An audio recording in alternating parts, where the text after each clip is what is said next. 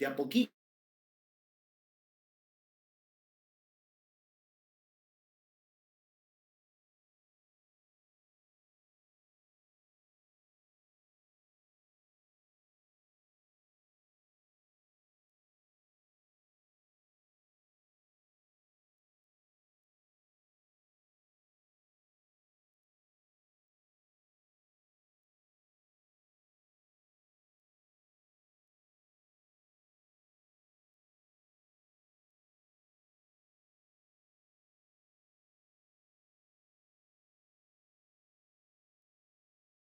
Y nos evitamos esto de la puntualidad. Ahí ustedes pueden llegar a la hora que quieran, porque yo no tengo que abrirles la puerta va a estar abierta, pero ese rato se convierten en pata de lana para que no hagan bulla y se entran calladitos a la hora. Vamos a ver. Bien, jóvenes, prosiguiendo.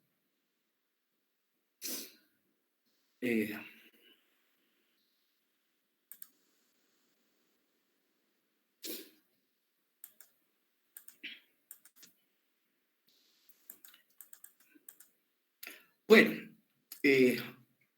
observando la temperatura en estructuras, podemos ver de que hay una temperatura T sub E al exterior de la estructura y al interior de la estructura una temperatura generalmente diferente, ¿no? Más aún en aquellas edificaciones donde las personas utilizan aire acondicionado al interior.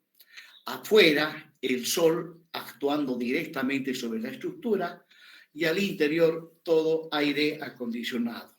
Entonces vamos a tener una temperatura al exterior, otra al interior de la estructura.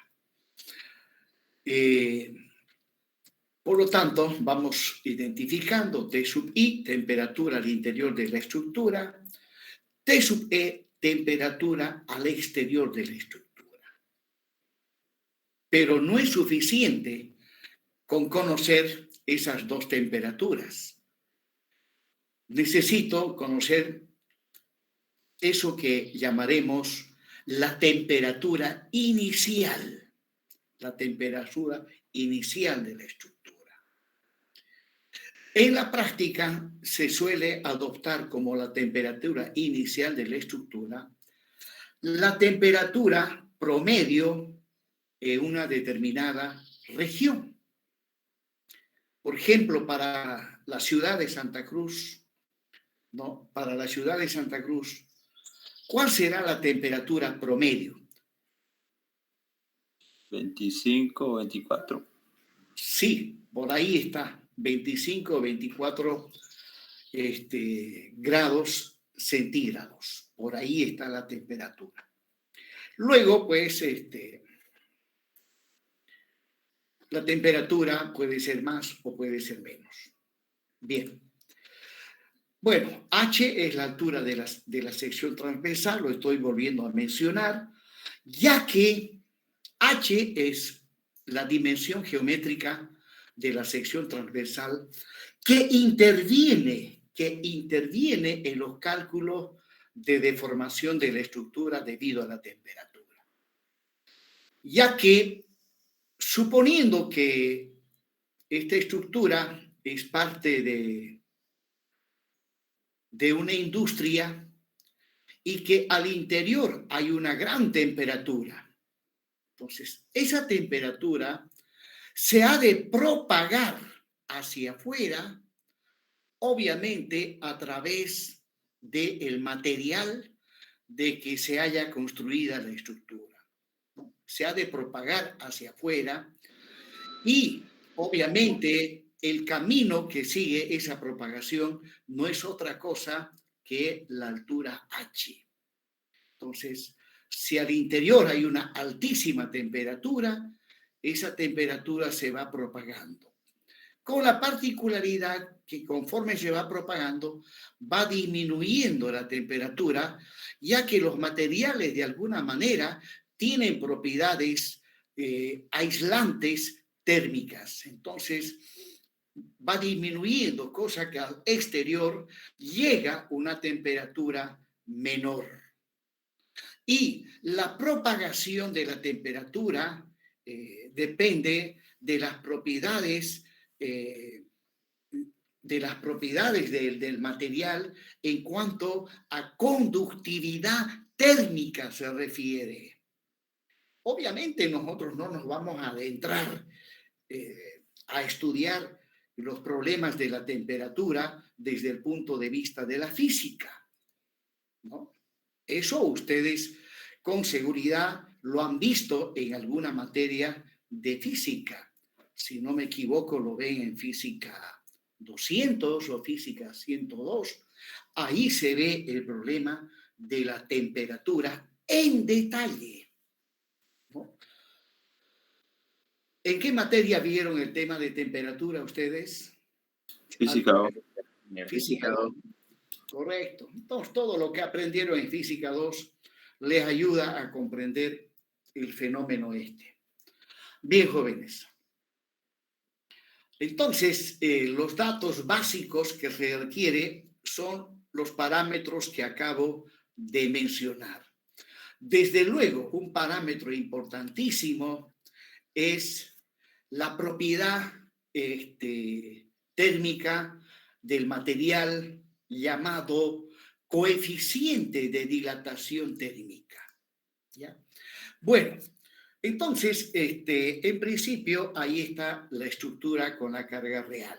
¿Cuál es la carga? La temperatura, que aquí lo estoy identificando literalmente. En realidad, la temperatura no se ve, pero sí se siente. La temperatura se siente, no se ve. Entonces, ahí está la estructura con la carga real. Y bueno, mencionaba de que un dato importantísimo, una propiedad térmica de los materiales, es el coeficiente de dilatación térmica. Ese dato también lo necesito. Bien, ahí estoy mostrando nuevamente el pórtico isostático. Bien, conocido la temperatura al interior, al exterior y conocido la temperatura inicial, lo que realmente necesitamos en este caso de estructura sometido a la temperatura, lo que necesitamos es la variación de la temperatura. La variación, no la temperatura en sí, porque imagínense si la temperatura fuera uniforme, no aumenta ni disminuye. No, hay temperatura, pero esa temperatura es uniforme y es igual a T sub 0, entonces la estructura no se deforma. No se deforma. Se deforma cuando hay un incremento de temperatura de manera tal que con respecto a la temperatura inicial o T sub 0, se produce una variación de la temperatura. Entonces, inmediatamente voy a mostrar lo que realmente se utiliza en los cálculos, la variación de la temperatura. Bien, la variación de la temperatura al exterior se lo calcula de esta manera, ¿no? Con respecto a la temperatura inicial, T sub E es la temperatura al exterior menos la temperatura al interior, me da la variación de la temperatura al exterior. Luego, la variación de la temperatura al interior de la estructura, delta TI, es T sub I menos T sub 0. Bien, esa es la información que necesito, ¿no? Sin T sub 0, pues no hago nada. Necesito el valor de T sub 0 para conocer las variaciones de la temperatura al exterior y al interior de la estructura. Bien, entonces, en definitiva, esa es la estructura con la carga real. Con la carga real. Bien, entonces, aquí estoy repitiendo lo que ya dije. que la carga en este caso es la variación de temperatura, delta T. Ahora, debido a la variación de la temperatura, los materiales se deforman. Eso ustedes lo saben. Si la variación es positiva, se expanden o se dilatan. Y si es negativa, los materiales se contraen, disminuyen sus dimensiones geométricas. Y cuando hay un incremento de temperatura, aumentan las dimensiones geométricas del material. O sea, hay un incremento de volumen de los materiales o una disminución según la temperatura sea positiva o negativa. La temperatura es positiva cuando hay un incremento de temperatura y negativa cuando hay un decremento de temperatura. Bien, dice, en el caso de estructuras reticulares, debido a la variación de la temperatura, ¿ya?, las estructuras se deforman. Obviamente, debido a la variación de temperatura, se deforman, apareciendo desplazamientos lineales y angulares. Bien. Y como veremos a continuación, algo que es propio del comportamiento de estructuras isostáticas sometido a temperatura. Y es esto lo que a continuación vamos a leer. Y dice, las estructuras isostáticas sometidas a cargas por variación de temperatura tienen la particularidad de que ellas pueden deformarse. Obviamente, debido a la temperatura, todos los materiales se deforman. Eso es inevitable. Pero en el caso de estructuras isostáticas, dice, pueden deformarse libremente, ¿no?, ya que el número de reacciones en los apoyos no evitan la libre deformación de la estructura.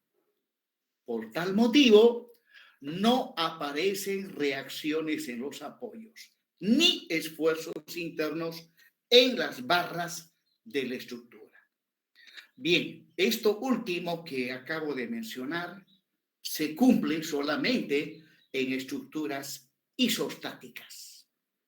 Se cumple en estructuras isostáticas.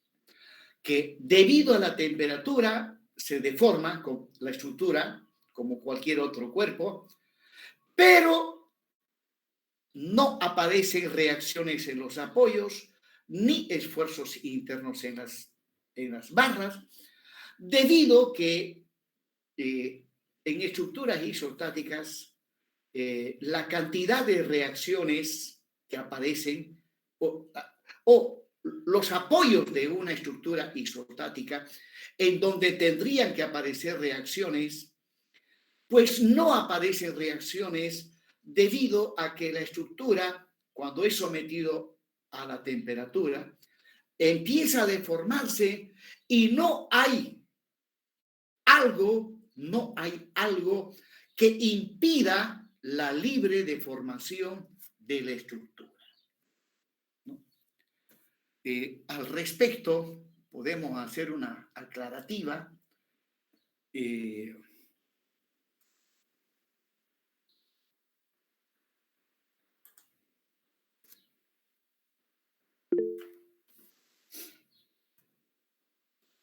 Esta aclarativa me falta incorporar en las diapositivas. Si nosotros tuviésemos una barra de acero de cierta longitud,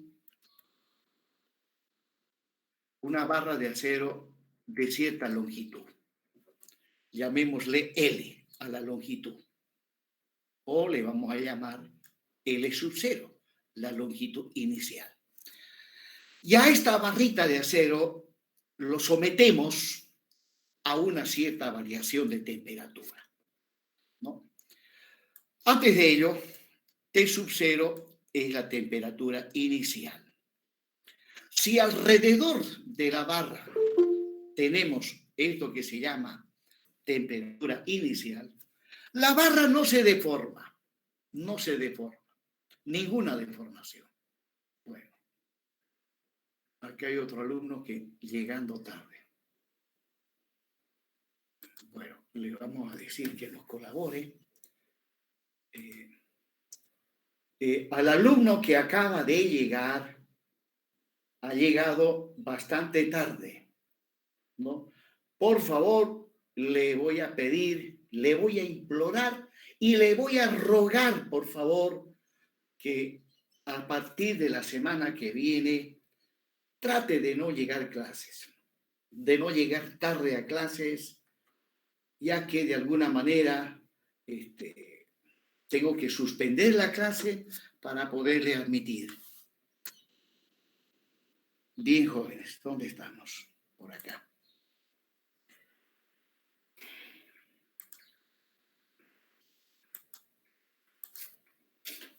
Bien, a este paso, seguro que no termino el programa analítico de la materia. No lo termino. Bien, entonces ahí está.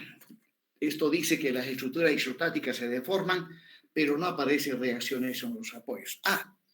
Estaba haciendo un pequeño paréntesis para ver el tema.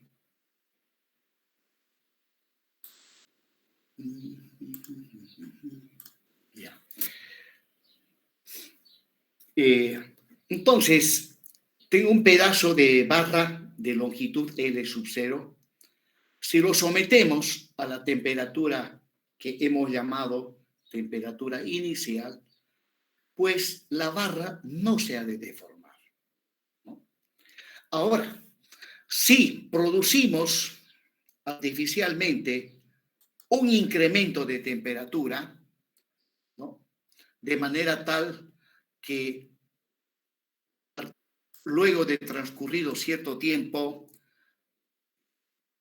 vamos a ver que alrededor de la barra hay una temperatura, llamémosle temperatura final, ¿no? Supónganse que estamos en Santa Cruz, la temperatura inicial es la temperatura promedio, 25 grados centígrados, y pues luego, pues, estamos en los meses de noviembre, diciembre, donde la temperatura es más elevada, qué sé yo, llegamos a una temperatura, supónganse, de 40 grados centígrados. Si la temperatura llegase a 40 grados centígrados, muchas personas tuviesen problemas cardíacos. Bueno, entonces,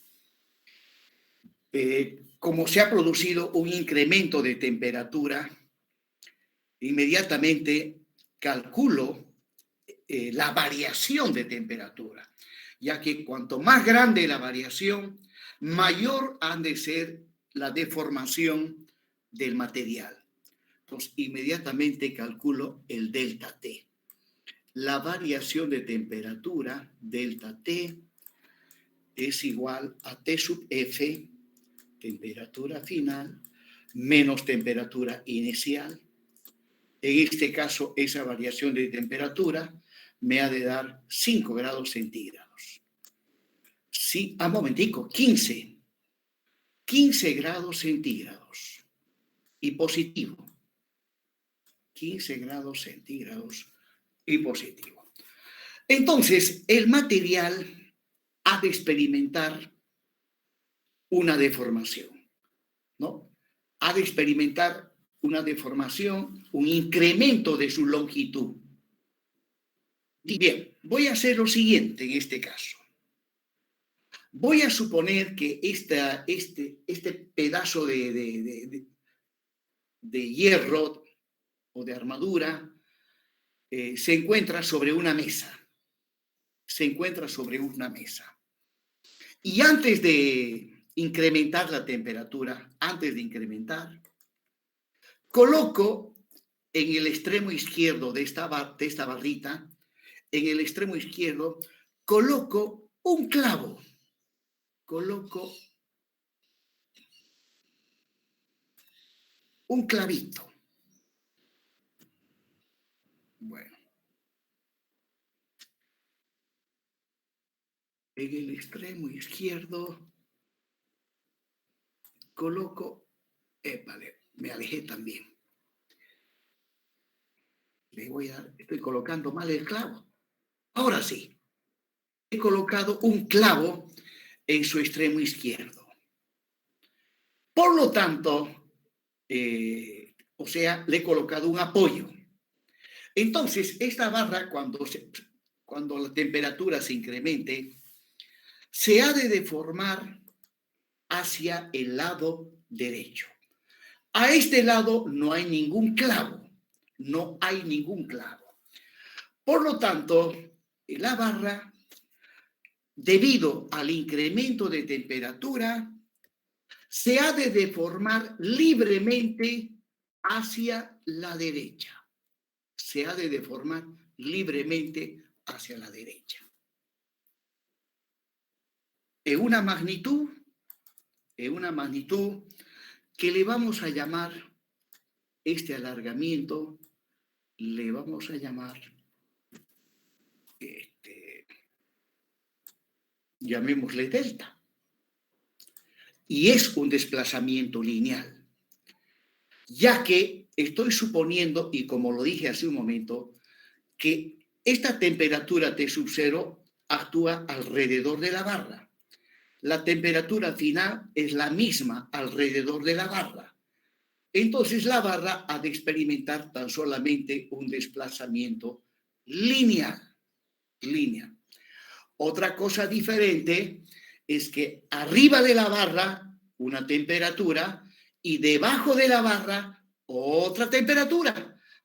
Entonces ahí, además del desplazamiento lineal, ha de aparecer un desplazamiento angular. Bueno, entonces aquí estamos suponiendo que hay una temperatura uniforme alrededor de la barra, por lo tanto voy a tener solamente desplazamiento lineal. ¿Cómo hago para calcular este desplazamiento lineal? Pues necesito como dato el coeficiente de dilatación térmica del material, alfa. El coeficiente de dilatación térmica lineal del material de que está hecho la barra. Y con esa información ya estoy en condiciones de calcular delta. Delta ha de ser igual, esto ya lo han debido ver en física, es igual al coeficiente de dilatación térmica por la variación de temperatura, delta T, y por L sub 0. Por L sub 0. ¿No? Esa es la formulita que nos enseñan en física y en no sé qué materia más, no me acuerdo. Bueno, uno de mis sueños como docente era ser profesor de física, de 102 y de 200. No se me dio. Bien, jóvenes. Entonces, ahora, y al deformarse, pues, la barra se deforma libremente hacia la derecha y no aparecen reacciones ni esfuerzos internos. No aparecen reacciones ni esfuerzos internos. Pero ahora,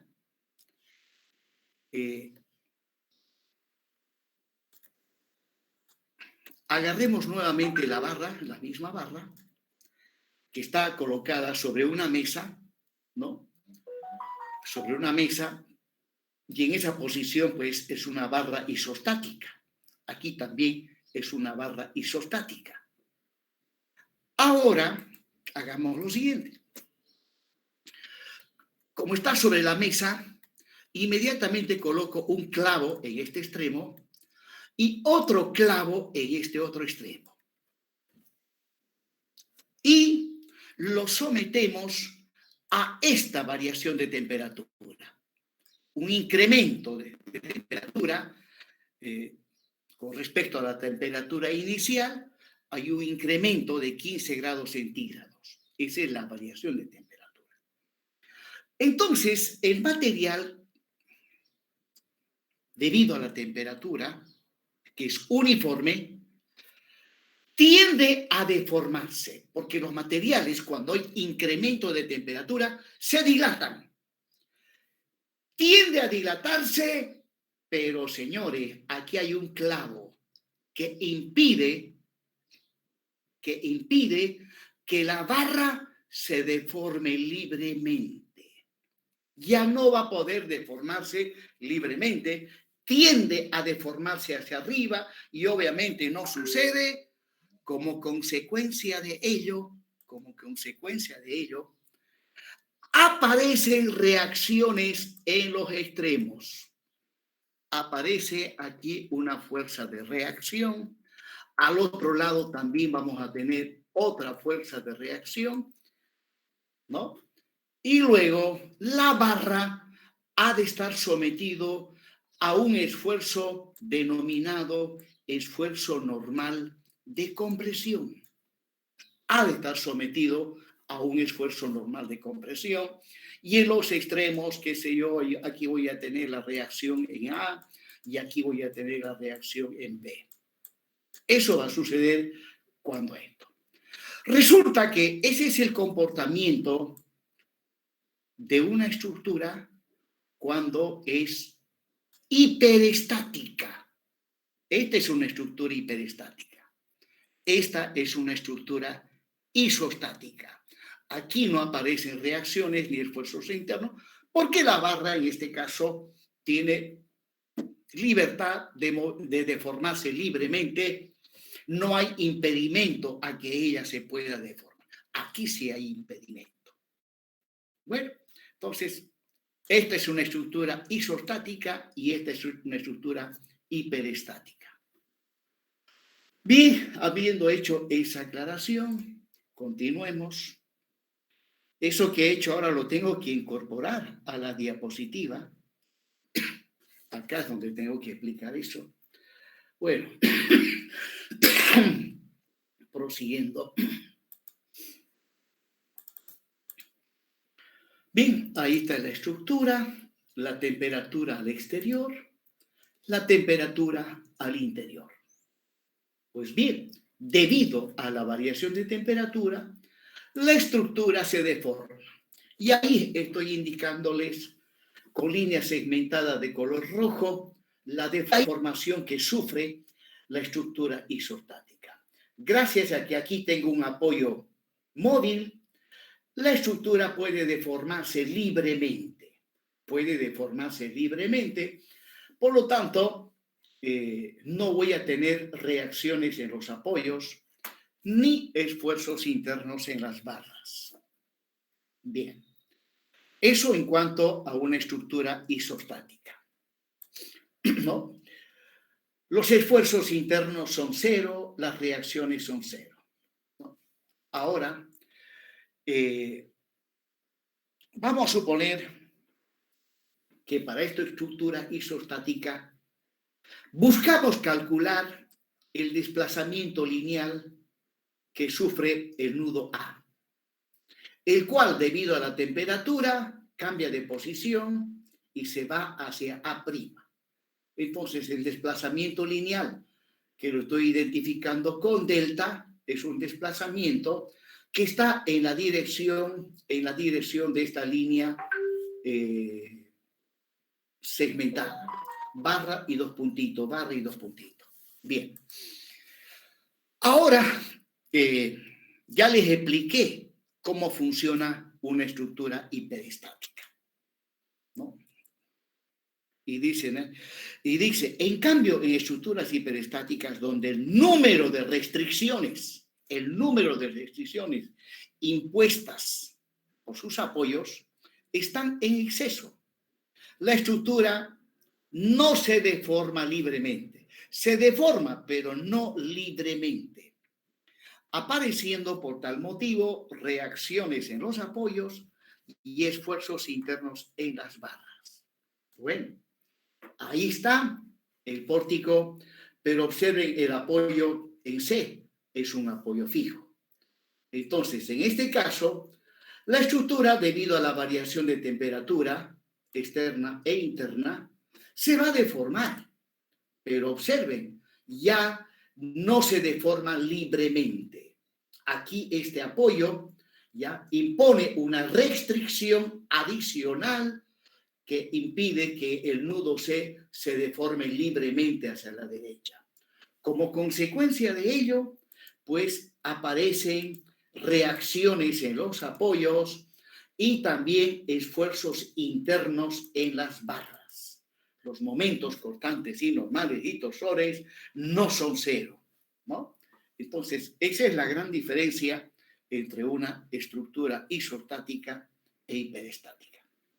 Bueno, y en la práctica, ¿cuál tipo de estructura más se presenta? ¿Las isostáticas o las hiperestáticas?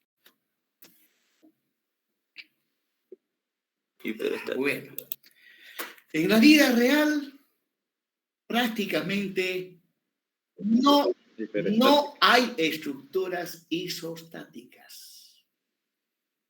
La mayoría, por no decir todas, son estructuras hiperestáticas. Y de repente alguien me dice, entonces, ingeniero, ¿para qué perdemos el tiempo estudiando estructuras isostáticas? No, no es pérdida de tiempo. Resulta que para resolver una estructura hiperestática, según cuántos apoyos tenga, ¿ya? Hay que transformarla en varias estructuras isostáticas. Cuantos más apoyos, más estructuras isostáticas aparecen cuando se está resolviendo una estructura hiperestática. O sea, las estructuras hiperestáticas se resuelven en base a estructuras isostáticas. Bien, entonces no estamos perdiendo el tiempo. Bien, comportamiento de las estructuras debido a la temperatura. Ahí está nuestro pórtico, es la estructura con la carga real y la variación de temperatura al exterior y al interior. Y ahí nuevamente estoy mostrando cómo, debido a la temperatura, la estructura se deforma libremente y luego queremos calcular, aplicando el método de los trabajos virtuales, el desplazamiento delta que se muestra en la figura. Este desplazamiento es el desplazamiento que sufre el nudo A, que se va de A a prima. Pues bien, pero antes de aplicar el método de los trabajos virtuales, vamos a analizar aún todavía el comportamiento de la estructura isostática bajo la carga térmica. Dice esto: si la variación de temperatura al exterior y al interior es igual a 0, lo cual significa que T sub F es igual a T sub 0, T sub I es igual a T sub 0, ¿ya? La carga, variación de temperatura, es nula, ¿no? Y la estructura no se deforma. No se deforma. Y no es que la temperatura sea 0. Ojo, estas son variaciones, no hay que confundir. No es que la temperatura sea 0. Cuando la estructura no sufre ninguna deformación, significa que en ese momento, tanto externa como internamente, está actuando la temperatura inicial. Bien, proseguimos.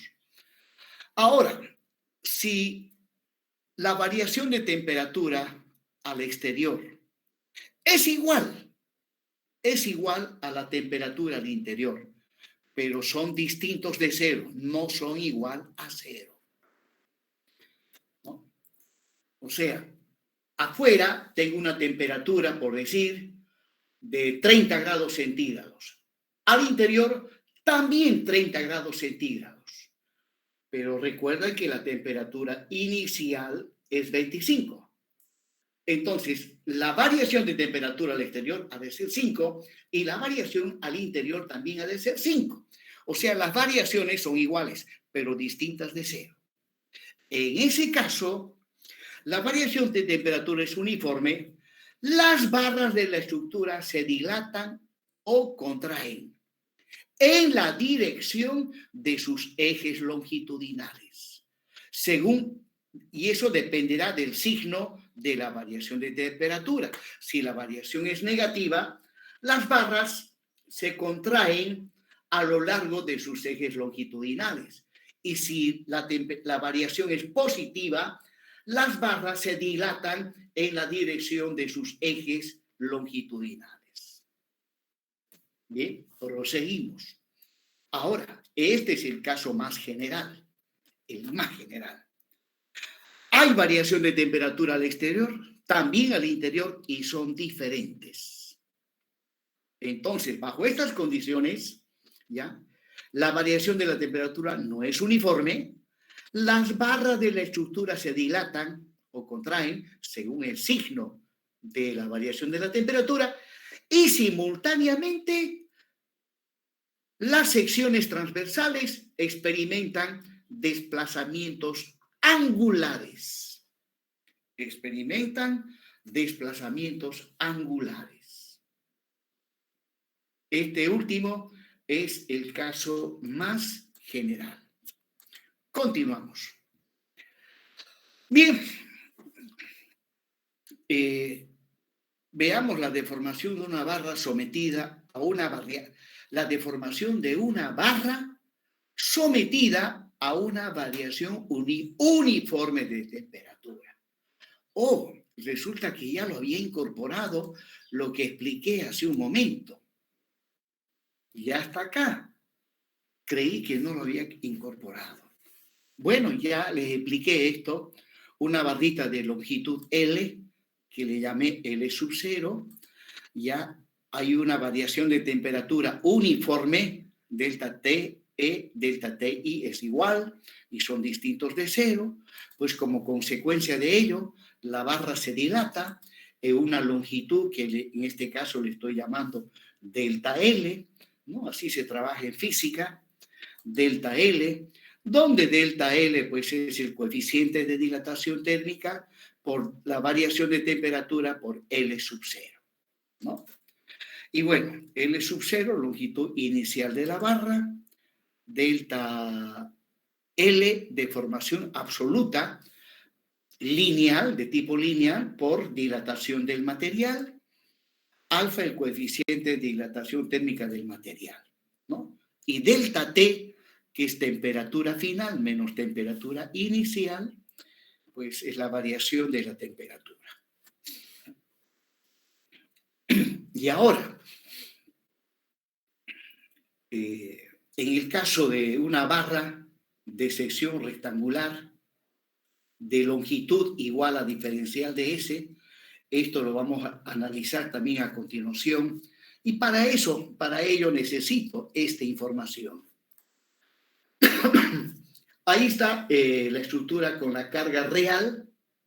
La carga es la temperatura que ha deformado la estructura y queremos calcular delta, ¿no? Bien, lo que está con línea segmentada color azul es la estructura antes de aplicar la carga y con rojito después de aplicar la carga. Bueno, la carga es la temperatura y esta carga no se ve, ya les dije. A veces me acuerdo que en algunos exámenes le doy la carga como temperatura y me dice, ingeniero, ¿y la carga? Me dice, en el examen, durante el examen dicen, la carga, ingeniero. Y en el examen, pues yo, como se dice comúnmente, mi pico está cerrado. O bien le digo, joven, estamos en examen y yo no le puedo ayudar. Porque si le ayudo a usted, tengo que ayudarle a toditos. Bueno, ese rato tendría que decir, la carga no se ve, ¿ya? Porque fíjese, la carga es la temperatura. Bien, jóvenes. Continuando. Deformaciones debido a la acción de la temperatura. La estructura con la carga real.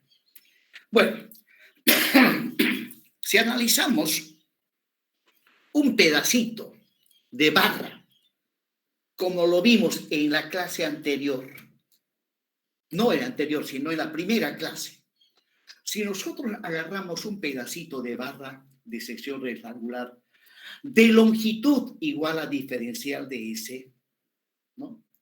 Y esa barra lo empotramos en su extremo izquierdo y queda libre el extremo derecho, queda libre, y por lo tanto una barra empotrada y libre es una barra isostática, ¿no? Entonces, si tengo una barrita con las características que acabo de mencionar y lo sometemos a la variación de temperatura, ¿no? La longitud es diferencial de S y bueno, debido a la temperatura, en el caso más general, la barra ha de experimentar un alargamiento uniforme. Si es que la temperatura al exterior, la variación de temperatura al exterior y al interior es la misma, entonces la barra ha de experimentar una dilatación uniforme. Todas las fibras, las infinitas fibras que constituyen a esta barra, todas las fibras han de experimentar el mismo alargamiento. Pero en el caso más general, no es así. Al exterior tenemos una cierta variación y al interior otra variación. Entonces la deformación no ha de ser un alargamiento uniforme, sino que las fibras no se van a deformar de manera uniforme. Aquellas fibras que soportan más temperatura se van a deformar más y las fibras que soportan menos temperatura pues se van a deformar menos. Entonces, en caso de que se deforme uniformemente, si la temperatura es uniforme, diferencial de S es la longitud de la barra y delta de S sub C estoy llamando al alargamiento uniforme que experimentan las infinitas fibras que constituyen a esta barra. Luego, suponiendo que la variación de temperatura al exterior es menor a la variación de temperatura al interior. Eso significa que la fibra que está acá arriba ha de experimentar un cierto alargamiento y la fibra que está abajo, cuya variación de temperatura es mayor, ha de experimentar un mayor alargamiento. Bueno, al alargamiento de la fibra superior le estoy llamando delta diferencial de S sub E. Y como abajo la variación de temperatura es mayor, entonces esta fibra que está en el borde inferior ha de experimentar un mayor alargamiento, que le voy a llamar delta diferencial de S sub I. Y luego, ¿qué sucede con las fibras intermedias, las que están al interior? Bueno, ¿cómo se sabe que las estructuras tienen un comportamiento de tipo lineal cuando están sometidas a cargas por temperatura? Entonces, las otras fibras han de experimentar alargamientos proporcionales a la deformación a la cual están sometidas. Y se observa que en estructuras la variación de temperatura entre el exterior y el interior, ¿ya?, tiene un comportamiento de tipo lineal.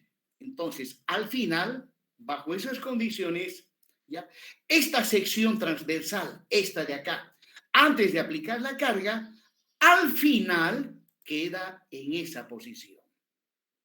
Queda en esa posición. de manera tal que observen la sección aparece con una deformación de tipo angular. Entonces, la barra, en definitiva, ¿ya? La barra que está justo en el baricentro de la sección transversal ha de experimentar un alargamiento que es delta de S sub C, ¿no? Y la sección experimenta un desplazamiento angular diferencial de phi.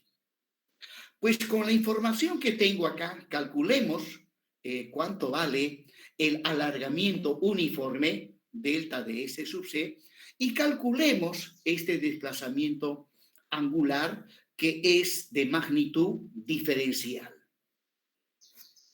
Bueno, entonces empecemos calculando el delta de S sub C.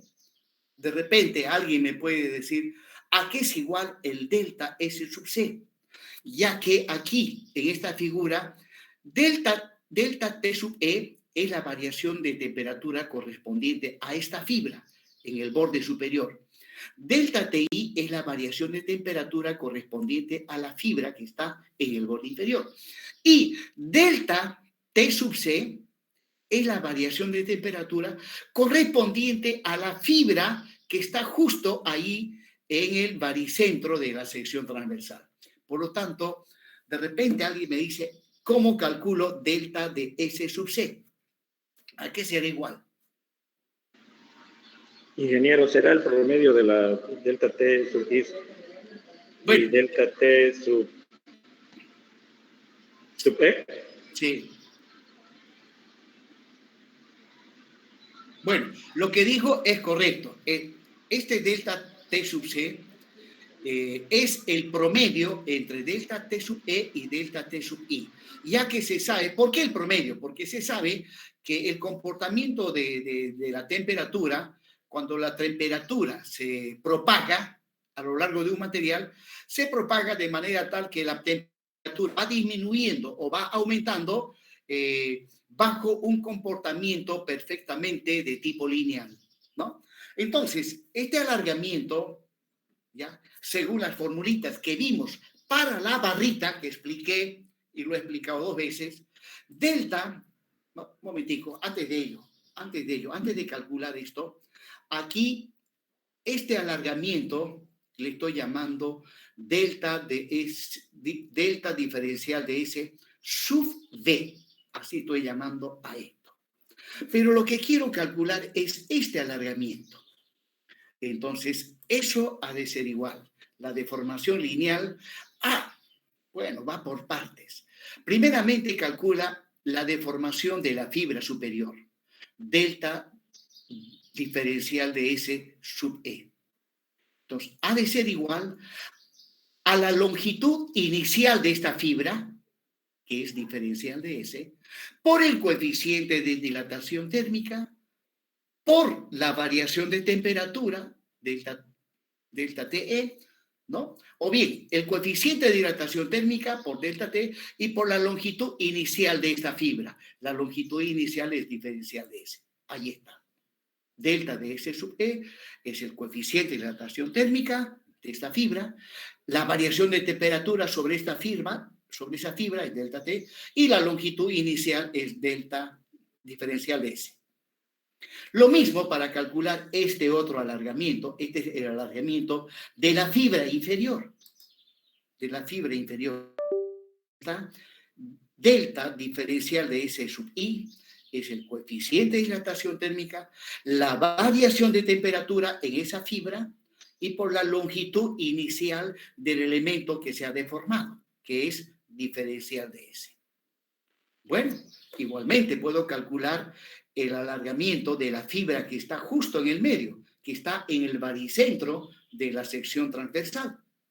Pues bien, entonces ahí va deformación lineal de la fibra baricéntrica.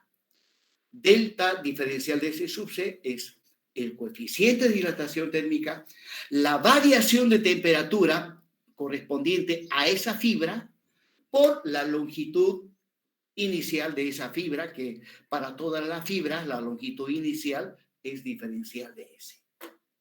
Bueno, ahora, como decía su compañero, esta temperatura en el centro es el promedio de la temperatura que hay al exterior y al interior. Ahí está, delta T sub C, delta TI más delta T dividido entre 2. Por lo tanto, reemplazando aquí, puedo reemplazar en esta expresión, ahí está el alargamiento que experimenta la fibra varicéntrica, el alargamiento, debido obviamente a la temperatura. Ahora nos faltaría determinar el desplazamiento angular que experimenta la sección transversal del elemento que estamos analizando. Bueno, para ello necesito calcular esto, delta diferencial de S sub B. ¿Por qué necesito calcular esto? Ya que para calcular este ángulo diferencial de phi, voy a trabajar con este triángulo. Aquí tengo un triángulo rectángulo. Y si quiero calcular este angulito, pues aplico la función tangente.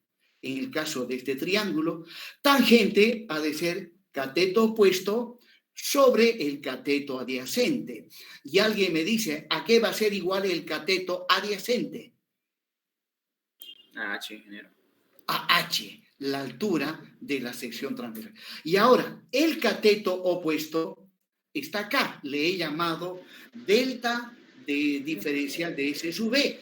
Y podemos ver que delta diferencial de S sub B no es otra cosa que delta diferencial de S sub I menos delta diferencial de S sub E. A esto le quito esto y llego a obtener lo que estoy buscando, ¿no? Entonces, vamos ahí. Ya les dije que este ángulo se calcula aplicando la función tangente. Tangente del ángulo es delta diferencial de S sub B, que es el cateto opuesto, y el cateto adyacente es H. Bueno, de ahí podría despejar diferencial de phi. Es el ángulo, es un ángulo de magnitud infinitesimal.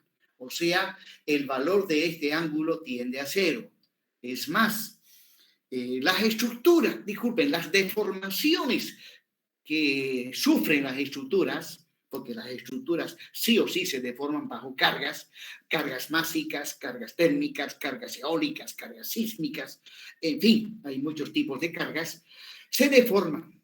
Generalmente esas deformaciones no son visibles a el ojo humano, no son visibles. Ahora, si son visibles al ojo humano, significa que esa estructura está mal calculada, no ha sido bien analizada, ¿no? Generalmente las deformaciones no son visibles al ojo humano, ¿no? Son deformaciones, la magnitud de esas deformaciones debe estar siempre dentro del ámbito de las pequeñas deformaciones. Bueno, pues bien, entonces necesito determinar delta diferencial de S sub D. Y ya les dije que eso es igual a este segmento de recta menos este otro segmento de recta que es más pequeño. Ahí está. Delta diferencial de S sub D es delta diferencial de S sub I menos delta diferencial sub E. Y bueno, resulta que esto y esto ya lo tengo acá abajo. Lo que tengo que hacer es simplemente reemplazar alfa delta TI diferencial de S menos alfa delta T diferencial de S. Y luego factorizo ahí, lo que puedo factorizar es alfa. Factorizando alfa, finalmente llego a esa expresión. Delta de S sub D, alfa delta TI menos delta T por diferencial de S. Bien, ahora, como este angulito es de magnitud diferencial o infinitesimal, su valor, según el cálculo diferencial integral, ¿no?, tiende a 0. Y cuando un ángulo, en cuanto a su magnitud se refiere, tiende a 0, la tangente de ese ángulo es prácticamente igual a el valor del ángulo. Eso lo han visto ustedes en matemáticas. Entonces, pues, en vez de tangente diferencial de phi, puedo colocar directamente diferencial de phi. Diferencial de phi es delta SB sobre H. Ya determiné delta DSB, ahí está, ¿no? Dividido entre H. Por lo tanto, ahí está la formulita para calcular el desplazamiento angular que experimenta esta sección transversal debido a la variación de temperatura. Entonces, este es el desplazamiento lineal. Acá arriba está la formulita para calcular el desplazamiento lineal y abajo la formulita para calcular el desplazamiento angular. Proseguimos. Bueno, resulta que lo que acabamos de ver es una información importantísima para esto de la deformación de estructuras isostáticas sometido a la temperatura. Bien, ahí está la estructura con la carga real y sabemos que queremos calcular del nudo A su desplazamiento, ya que la estructura se deforma de esa manera, y queremos calcular este desplazamiento. Queremos calcular ese desplazamiento lineal, ¿no? O sea, ese diferencial de ese que lo vimos, hemos agarrado una porcioncita y ya lo hemos analizado. Bueno,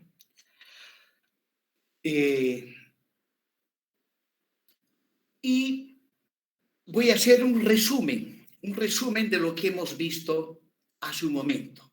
Abajito estoy haciendo un resumen, solo que el dibujo lo he hecho un poquito más pequeño para que me pueda entrar todo lo que quiero ver, mostrar en esta pantalla.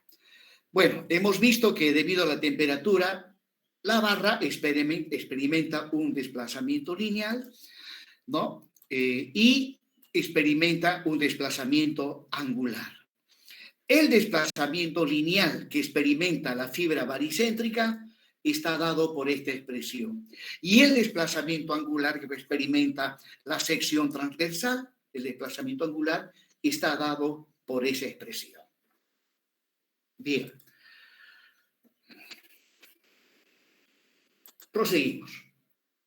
Ahora, apliquemos el método de los trabajos virtuales, que dice que el trabajo virtual realizado por las cargas externas tiene que ser igual al trabajo virtual realizado por las cargas internas. Aquí se trabaja con cargas virtuales.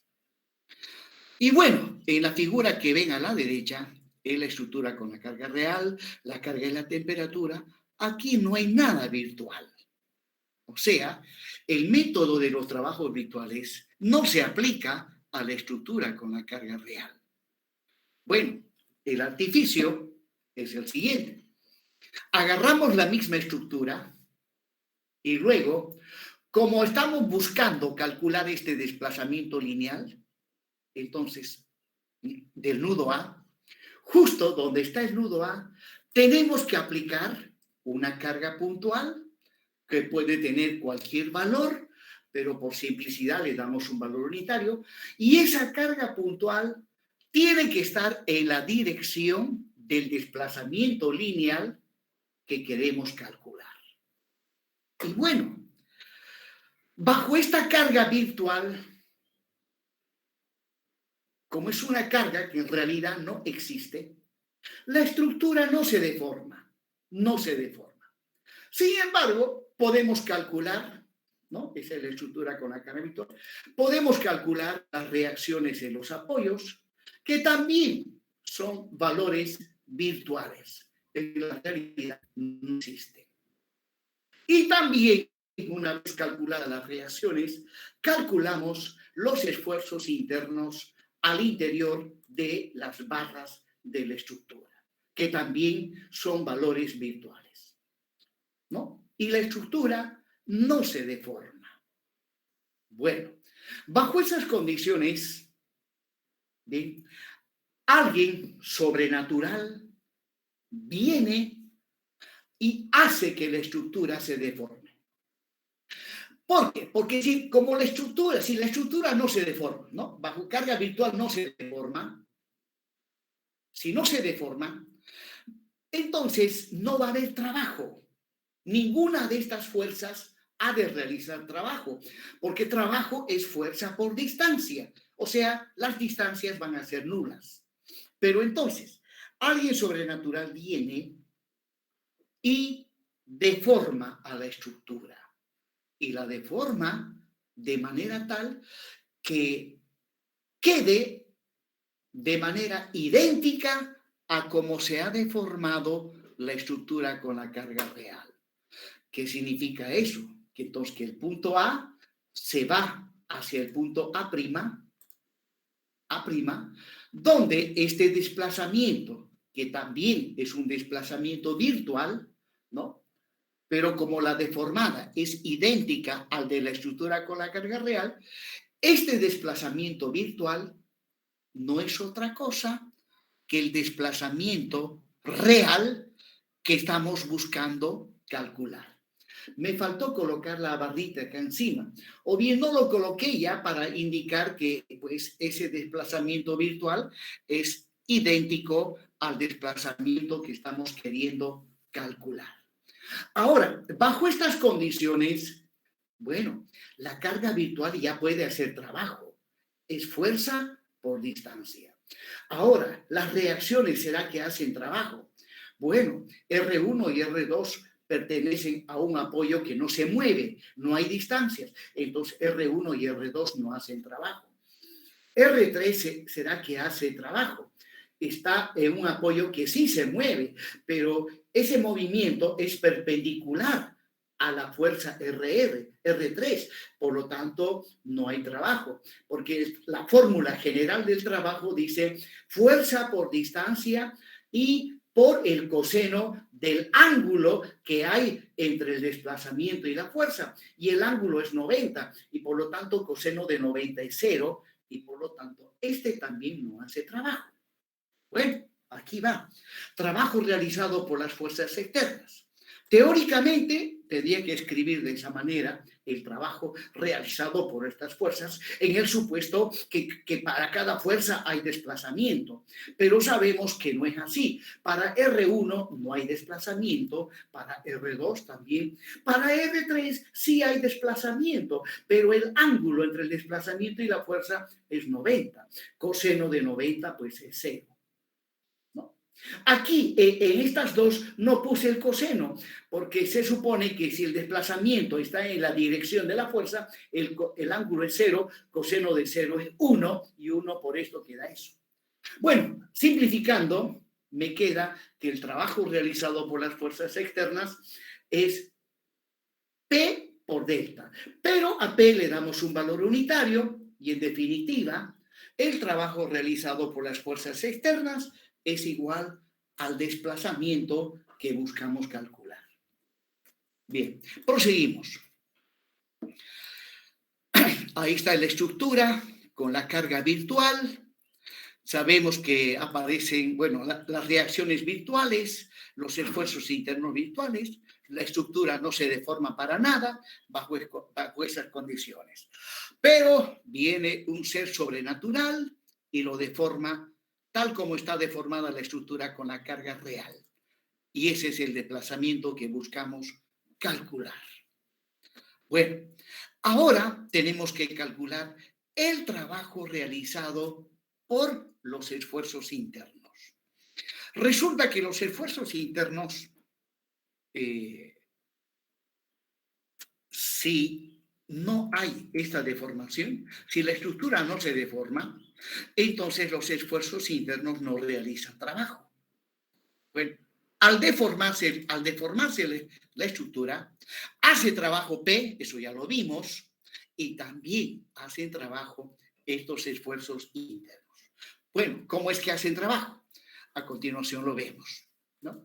Ahí está el elemento diferencial de S que habíamos analizado y vimos que debido a la temperatura, este material, este elemento, sufre un alargamiento y su sección transversal experimenta un desplazamiento angular.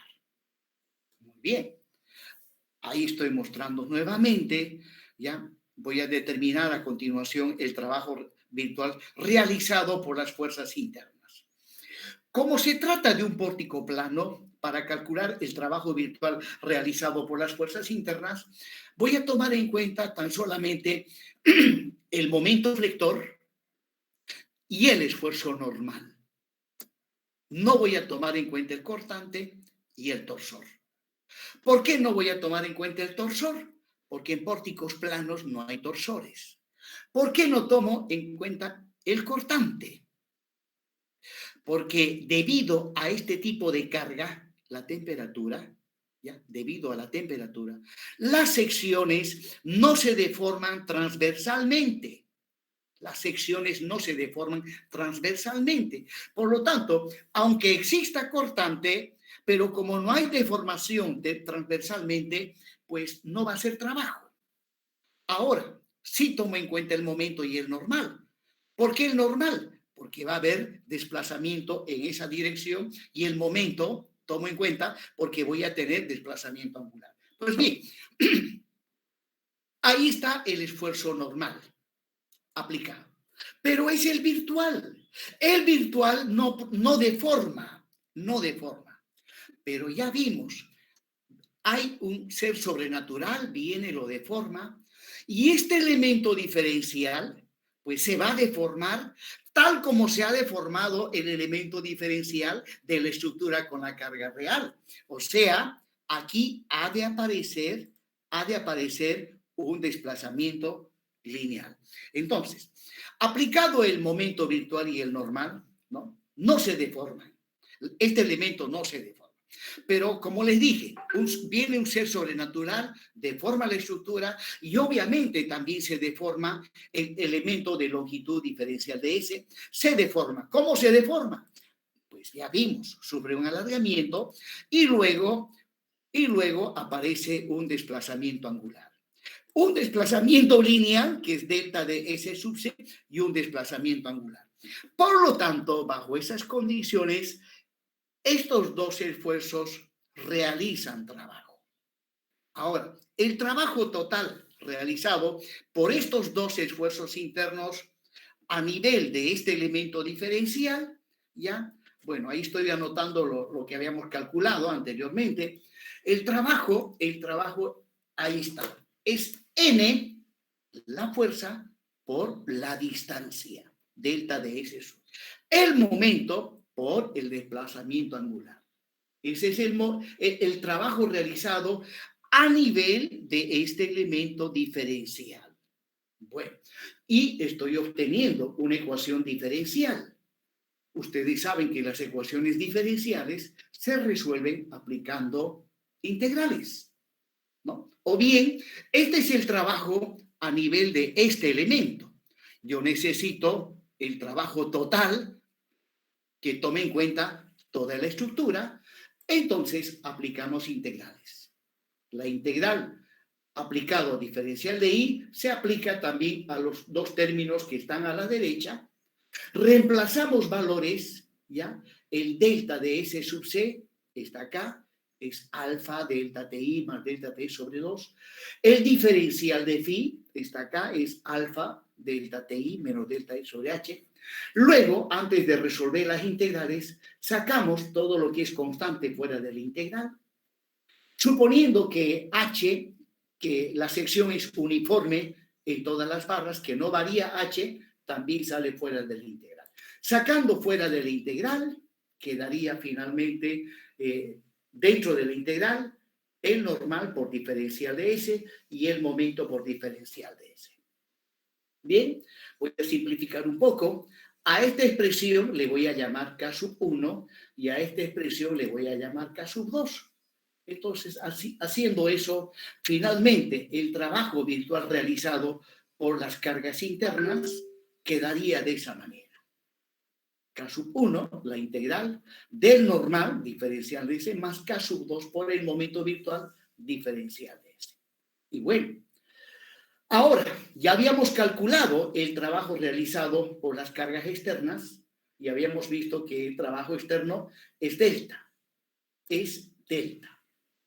Y como el teorema de los trabajos virtuales dice que el trabajo realizado por las cargas externas tiene que ser igual al trabajo realizado por las cargas internas, entonces, donde dice WE barra, coloco delta, y donde dice WI barra, coloco esta expresión. Y no es más. Ahí está la expresión matemática para calcular las deformaciones de estructuras isostáticas sometidas a cargas térmicas. Sometidas a cargas térmicas. Bien, jóvenes, y bueno, con esto he concluido esta primera parte. Pues bien, como de costumbre, las clases son hasta las 9:15.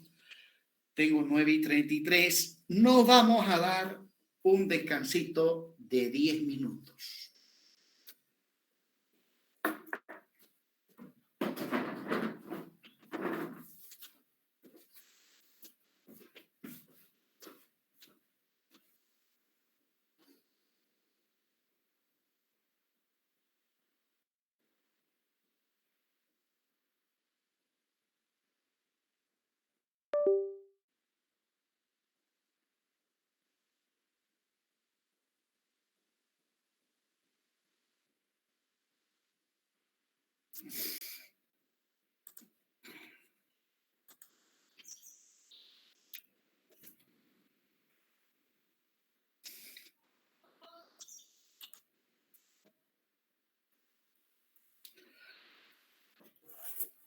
Bien, jóvenes, esta vez vamos a ver un otro tipo de carga que también se tiene que tomar en cuenta en el análisis de estructuras. Esta carga se refiere a el asentamiento de los apoyos. Esta carga es prácticamente inevitable, ya que la mayoría de las estructuras apoyan directamente sobre eso que llamamos el suelo de fundación. Y el suelo es, obviamente, un material de construcción, por cuanto trabaja junto con la estructura. Y para determinar el asentamiento que experimentan las estructuras, necesariamente se tiene que hacer un estudio geotécnico detallado de las propiedades geotécnicas que tienen los suelos. Rara vez los diferentes estratos de suelo son uniformes, sino que varían en cuanto a sus propiedades geotécnicas y varían en cuanto al tipo de suelo que se da en estos análisis. Básicamente, los suelos se clasifican en tres, ¿no? Por un lado están los suelos de tipo granular, como las arenas, los suelos que tienen plasticidad, como las arcillas, y en un lugar intermedio entre el granular y el arcilloso están los limos.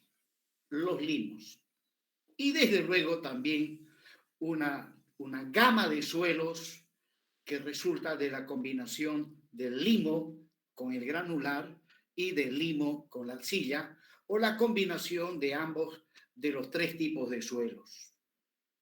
Bueno, un dato que es imprescindible conocer para calcular el asentamiento de los apoyos es el coeficiente de compresibilidad del suelo.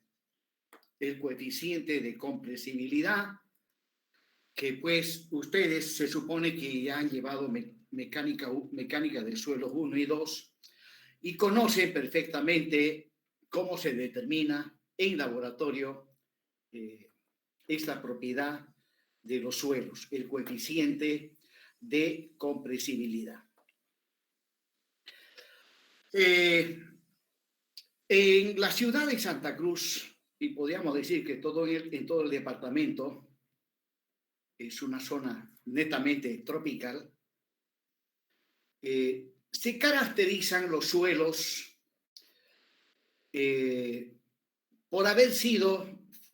por estar constituidos por estratos de suelo que no están suficientemente consolidados. Los diferentes estratos de suelo se dice que tienen origen aluvial. ¿Qué significa que tenga origen aluvial? Significa que los diferentes estratos de suelos se han formado a lo largo de miles y miles de años, ¿no? Debido al acarreo de partículas, debido al viento y la lluvia, ¿no? O sea, los suelos en la parte amazónica de nuestro país tienen origen aluvial y son suelos que no están suficientemente consolidados. Bueno, hay suelos también de origen volcánico y de otros orígenes, ¿no? Pero para el nuestro son de origen aluvial, estratos de suelo no suficientemente consolidados. De ahí que hay que tener muchísimo cuidado cuando se analizan estructuras, hay que tener mucho cuidado el tema del asentamiento de los apoyos, ya que debido al asentamiento hay bastantes estructuras que con defectos, con fisuras en muros, los marcos también se desalinean, los marcos de las ventanas, de las puertas, y de ahí que con el tiempo, debido al asentamiento de los apoyos, las puertas no se cierran fácilmente, lo mismo las ventanas, ¿no? Y si aparecen fisuras, pues hay que estar reparándolas cada cierto tiempo. Bien, entonces nosotros ahora vamos a aplicar el método de los trabajos virtuales para calcular las deformaciones de estructuras isostáticas sometidas a este tipo de carga, el asentamiento de los apoyos. Bien, lo vamos a desarrollar asumiendo que es un problema que dice, para el pórtico que se muestra en la figura, calcular el desplazamiento angular del nudo B. Muy bien, ahí está el pórtico, es un pórtico isostático, ¿no? En A tenemos un apoyo empotrado, en E un apoyo articulado de primer género, y tenemos ahí a mitad de la estructura un nudo C articulado. Se pide calcular el desplazamiento angular del nudo B y bueno, ahí está la estructura sin carga, ninguna carga. Pues aquí la carga es el asentamiento que sufren los apoyos de la estructura. Entonces, ahí estoy mostrando la deformación de la estructura debido al asentamiento de los apoyos. ¿Cuáles asentamientos? Pues bien, ahí estoy mostrando que el apoyo empotrado sufre un asentamiento vertical hacia abajo, que le estoy llamando Ρ1, un asentamiento horizontal, que en este caso no le llamaríamos asentamiento, un deslizamiento. Pero en términos generales, cuando se trata de desplazamientos, también se le llama desplazamiento. Bien, y luego el otro apoyo, pero antes debo concluir, el apoyo empotrado no solamente experimenta asentamientos de tipo lineal, Ρ1 y Ρ2, sino que también aquí ese apoyo, como veremos a continuación, presenta un asentamiento de tipo angular. La barra que inicialmente estaba en posición vertical, debido al movimiento de este apoyo baja para abajo, desliza hacia la derecha y luego el apoyo gira. Al girar el apoyo, obviamente arrastra al resto de la estructura, apareciendo ahí el desplazamiento angular del nudo A, ¿no? Entonces, Rho sub 1 y Rho sub 2, asentamientos lineales del apoyo en A, y θ sub 1, el asentamiento angular del apoyo A. Vamos al otro apoyo. Pues aquí vamos a tener un asentamiento lineal, Rho sub 3, y otro asentamiento lineal, Rho sub 4. Y por más que este apoyo tuviese asentamiento angular, como se supone que en el nudo E hay una articulación, entonces ese asentamiento angular no llega a afectar al resto de la estructura, como en el caso del apoyo empotrado. En el apoyo empotrado, esta barra, la barra BA, se encuentra rígidamente unida a este apoyo empotrado. Por lo tanto, si este apoyo empotrado experimenta un giro, al girar ha de arrastrar a la barra AB. Y como a la barra AB están conectadas otras barras, obviamente quedan afectadas todas las barras conectadas a la barra AB. Y finalmente, ahí con línea segmentada de color azul, estoy mostrando al final la deformación de la estructura debido al asentamiento de los apoyos. Bueno, en cuanto a este tipo de carga y a los efectos que produce, en el caso de estructuras isostáticas, evidentemente, los asentamientos deforman a la estructura. Y, al igual que en el caso de la temperatura, la estructura se deforma, pero no aparecen reacciones en los apoyos ni esfuerzos internos, ya que las estructuras isostáticas tienen la particularidad que cuando los apoyos se asientan, la estructura puede deformarse libremente, ¿no? Esta barra ha de girar, esta otra ha de acompañar ese giro, pero observen, las barras se mantienen rectilíneas, ¿no? Se mantienen rectilíneas. Eso en razón a que este apoyo hace que la estructura se pueda deformar libremente y por ende no aparecen reacciones en los apoyos ni esfuerzos internos. Entonces, ese tipo de comportamiento de las estructuras isostáticas se da tanto en el caso de temperatura como en el caso que estamos viendo ahora, ¿no? Asentamiento de los apoyos. Bien, Rho sub 3 y Rho sub 4, asentamiento lineal del apoyo en E. Como veremos más adelante, estos asentamientos, que al final de cuentas son vectores, tienen magnitud, dirección y sentido, y por lo tanto tienen signo, pueden ser positivos o negativos. Ya vimos en una clase anterior que los signos de estos vectores se definen utilizando como marco de referencia un sistema de ejes cartesianos ortogonal derecho. Si el vector apunta en la dirección de uno de los ejes cartesianos, es positivo. Si el vector apunta en sentido contrario a los ejes cartesianos, es negativo. ¿Listo? Esa es la convención de signos para el manejo de los distintos parámetros que se utilizan cuando aplicamos el método de los trabajos virtuales. Bien, esa es la estructura con la carga real. Con la carga real. ¿Y cuál es la incógnita en este caso? ¿Qué pide el problema? Bueno, ya sabemos, pide el desplazamiento angular del nudo B.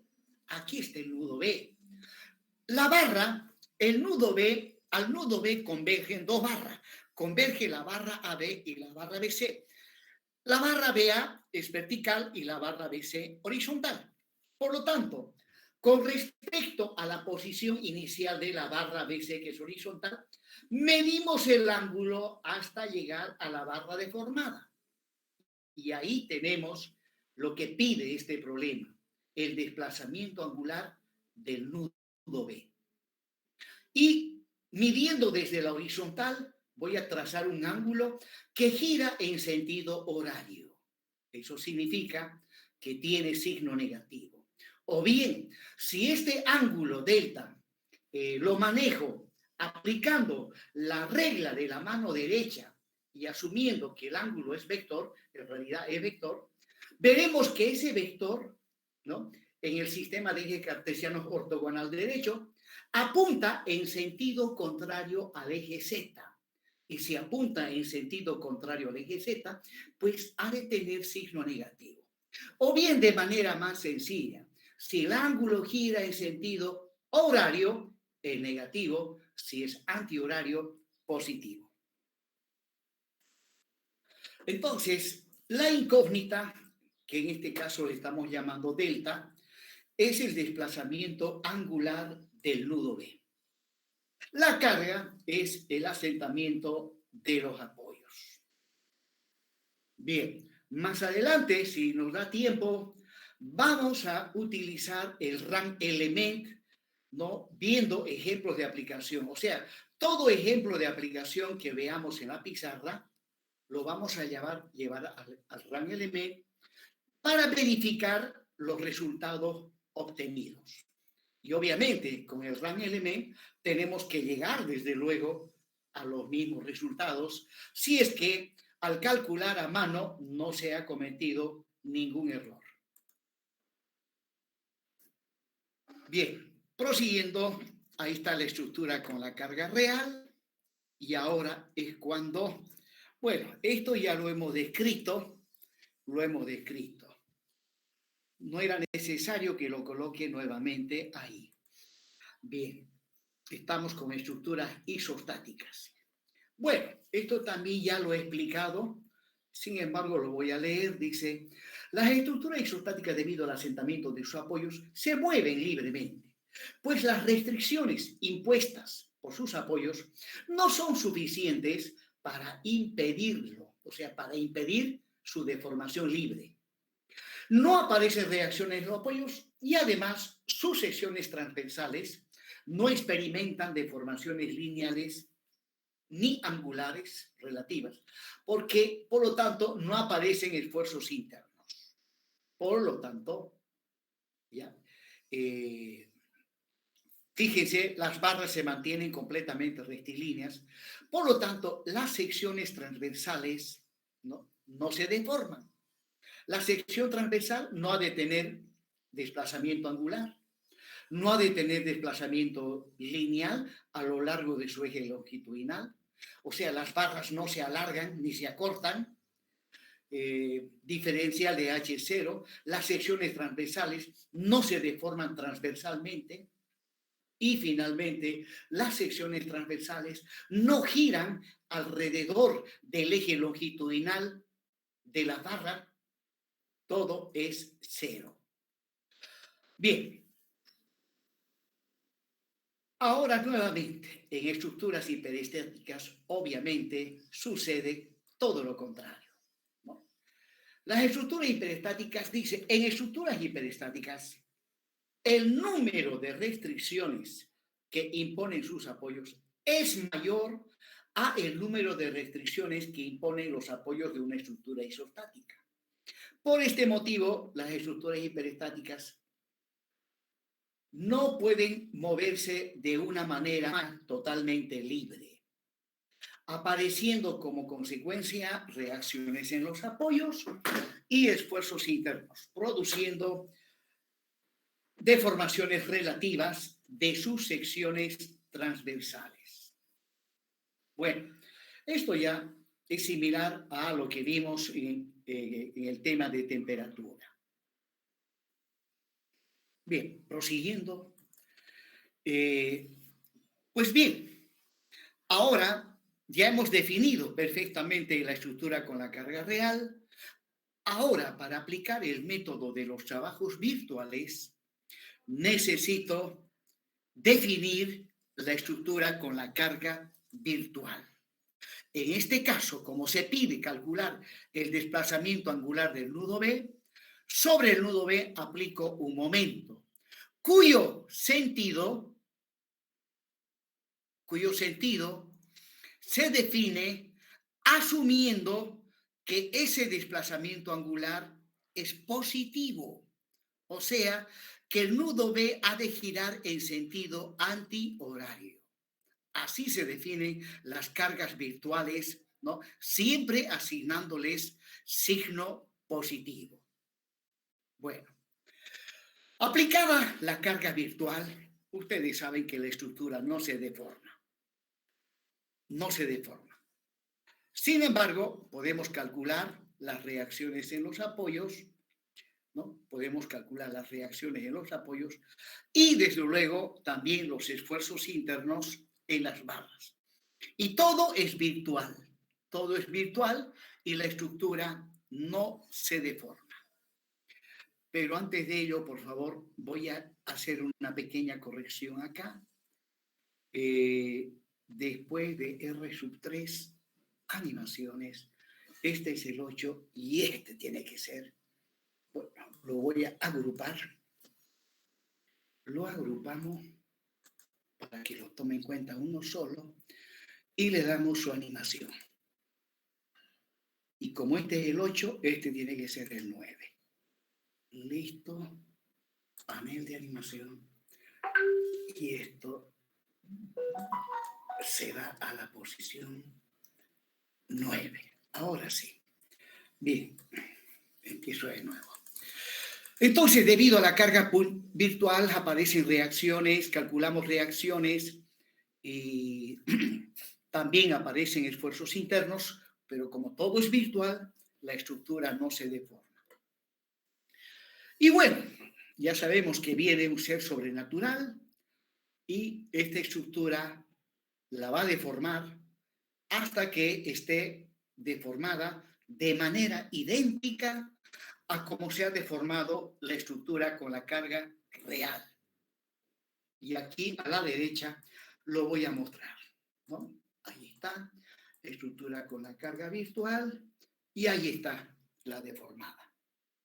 Donde el apoyo empotrado presenta 3 desplazamientos o 3 asentamientos, 2 lineales y 1 angular, y el apoyo de primer género presenta 2 desplazamientos de tipo lineal.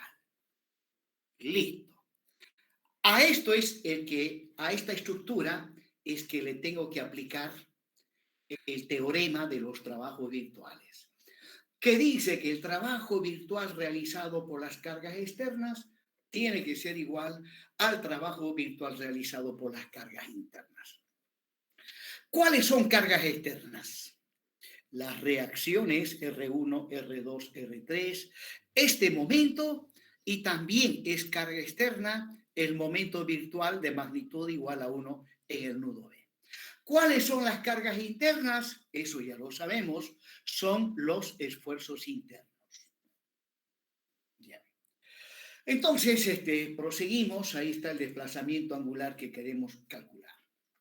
Vamos inmediatamente a calcular el trabajo virtual realizado por las cargas externas. Bueno, pregunto, ¿será que esta carga externa hace trabajo? ¿Qué dicen ustedes? ¿Este momento hace trabajo? Desde luego que sí. El nudo B experimenta un desplazamiento angular y el trabajo es el producto del momento por ese desplazamiento. ¿Será que R1 hace trabajo? Sí, porque este apoyo se mueve, y la distancia que se mueve R sub 1. ¿R2 hace trabajo? Claro que sí, porque este apoyo se mueve, recorre una distancia y trabajo es fuerza por distancia. ¿M1 realiza trabajo? Claro que sí. M1 por tita sub 1 es el trabajo. Y bueno, lo mismo acá. ¿R3 hace trabajo? Sí, es R3 por delta 3. Este delta 4, como no hay fuerza en la dirección de Rho sub 4, pues Rho sub 4 no interviene en la fórmula del trabajo. Entonces, el trabajo virtual realizado por las cargas externas está ahí. M barra por Rho más R1 por, disculpe, M barra por delta, R1 por Rho sub 1, R2 por Rho sub 2, R3 por Rho sub 3 y M1 por tita sub 1. Listo. Y ahora, suponiendo que mi estructura es más compleja, porque esta es una estructura sencillita.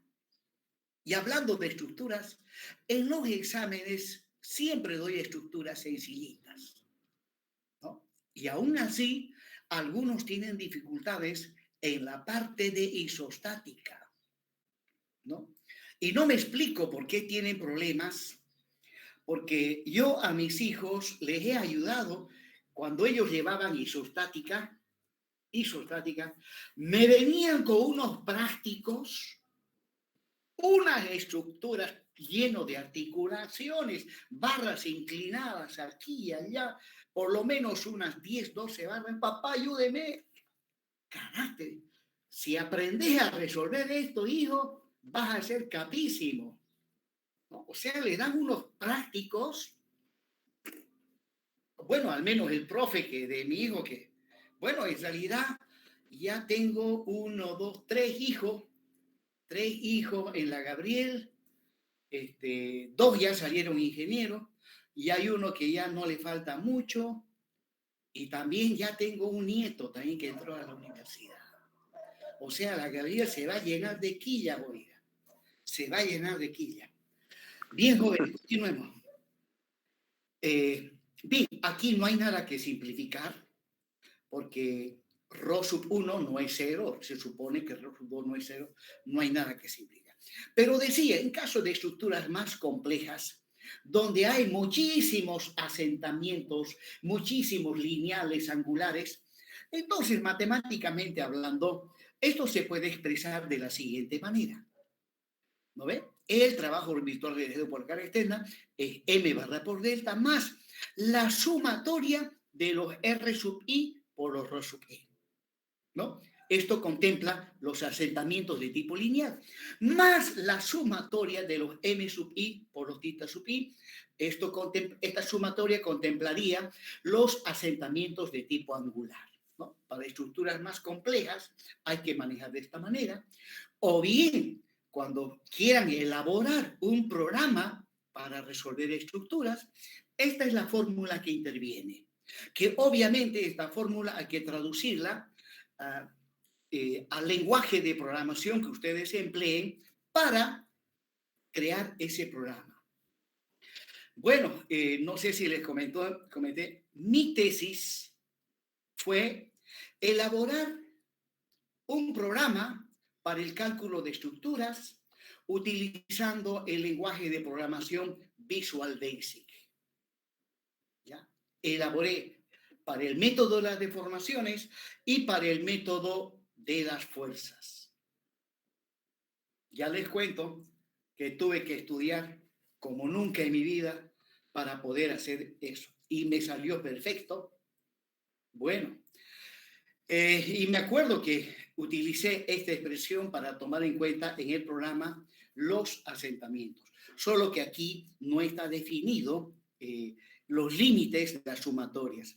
Cuando esto se va a implementar en un programa, obviamente tienen que estar definidos los límites e indicarle al programa claramente de dónde a dónde tienen que ir los límites de la sumatoria.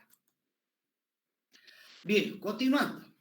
Ahora calculemos el trabajo virtual realizado por las cargas internas.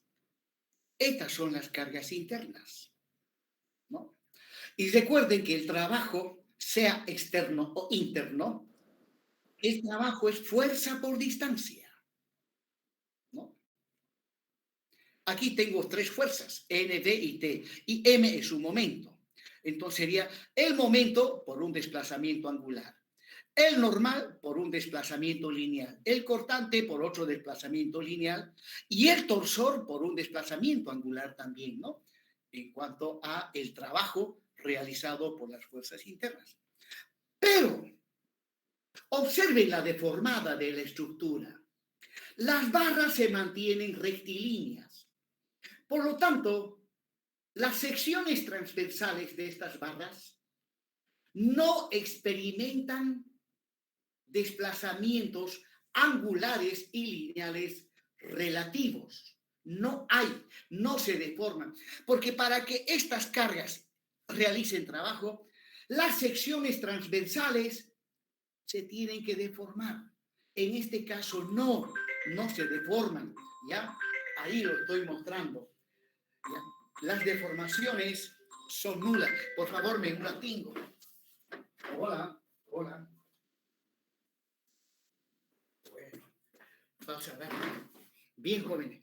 Entonces, pues, las deformaciones relativas de las secciones transversales son nulas, no va a haber trabajo. Porque para que haya trabajo, para que el momento haya trabajo, esto tiene que ser distinto de cero. Para que el normal haga trabajo, esto tiene que ser distinto de cero. Y para que esto sea distinto de cero, la barra se tiene que alargar. Se tiene que alargar. Y aquí no, las barras mantienen su longitud. Bien, entonces, si es así,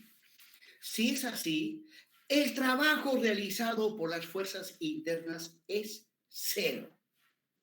Bueno, inmediatamente ahora, trabajo virtual realizado por las cargas externas, ahí está. Trabajo virtual realizado por las cargas internas es cero. Y ahora, el teorema, ahí está.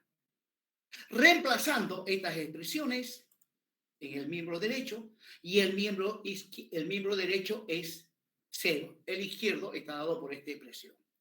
Y finalmente, de aquí despejo el desplazamiento. Estos dos términos pasan con signo negativo. Y finalmente, el momento virtual. Como es virtual, le podemos dar cualquier valor. Y por comodidad, le damos un valor unitario. Y finalmente, la fórmula quedaría de esa manera. Ahí está. Esa es la formulita para calcular los desplazamientos debido al asentamiento de los apoyos en estructuras isostáticas. Bien, jóvenes. En estructuras isostáticas. Y bueno, con esto concluimos. Bueno, en cuanto a la convención de signos, ya les expliqué, es en base al sistema de ejes cartesianos ortogonal derecho, ¿no? Si los esfuerzos o cargas apuntan en la dirección de los ejes positivos, si va en sentido contrario negativo. Bueno, y ahora voy a escribir la fórmula de Mohr. Miren, debido a cargas distribuidas puntuales, intervienen 1, 2, 3, 4 términos. Debido a la temperatura, los siguientes 2 términos, y debido al asentamiento de los apoyos, los otros 2 términos. Por lo tanto, si tengo una estructura con cargas distribuidas, lineales, superficiales, temperatura y asentamiento, entonces tendré que utilizar toda esta fórmula. Bien, joven. Donde ya sabemos que K sub 1 está dado por esa expresión y K sub 2 por esta otra. Y con eso hemos concluido, jóvenes, este tema. Bien, ya son las 9, nos hemos pasado con 3 minutitos. Y jóvenes, no dejen para mañana lo que pueden hacer hoy. Lo que estoy exponiendo, ya les dije, lo saqué del libro de José Carlos Usequín. Ahí está, tal como yo estoy explicándoles la materia de hiperestática. Luego hay otros libros también, simplemente entren a Classroom, Y ahí hay libros buenísimos. Ya les dije que hay un libro buenísimo, buenísimo, que yo no he tenido tiempo de poderlo ver, pero sé que es bueno. Bien, jóvenes, me despido. Hasta el próximo martes. Hasta luego a todos ustedes.